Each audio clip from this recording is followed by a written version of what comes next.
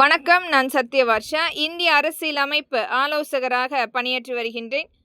இந்திய அரசியலமைப்பு சட்டப்படி நாம் தேர்ந்தெடுக்கக்கூடிய சட்டமன்ற உறுப்பினர்கள் மற்றும் நாடாளுமன்ற உறுப்பினர்களை நீக்கம் செய்வதற்குரிய அங்கீகாரம் மக்களிடத்தில் கொண்டு வரும் பொழுது இன்றைக்கு நடந்து கொண்டிருக்கும் அனைத்து ஊழல்களும் ஒழிக்கப்படும்.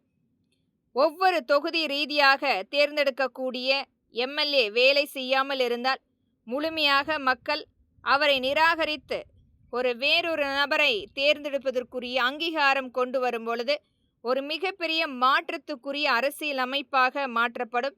இதை முழுமையாக பரிசீலனை செய்ய வேண்டும்.